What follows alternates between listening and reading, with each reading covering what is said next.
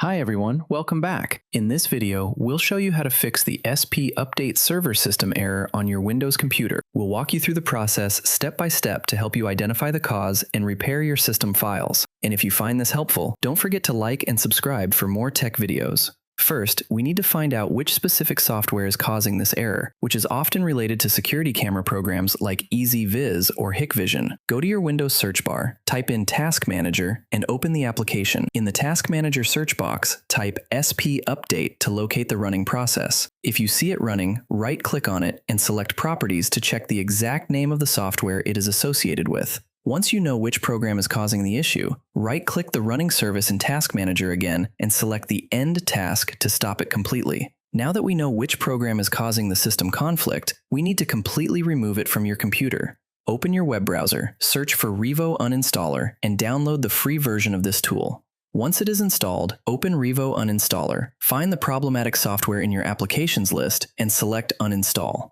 Revo Uninstaller is perfect for this job because after the standard uninstallation, you can click Scan to find and delete all the leftover registry files and folders that Windows normally leaves behind. After thoroughly removing these leftover files, go ahead and restart your computer. Once your PC boots back up, we need to run a couple of safe commands to check and repair your Windows system files. Go to your search bar, type CMD, right-click on Command Prompt, and select Run as Administrator. You can find the exact commands you need in the video description below to easily copy and paste them. First, type or paste the sfc/scannow command and press Enter, letting it run completely without closing the window. Once that finishes, paste the dism restore health command, press Enter again, and wait for the second process to complete before restarting your PC one more time. Finally, to prevent this error from ever coming back, you should make sure your operating system is fully up to date.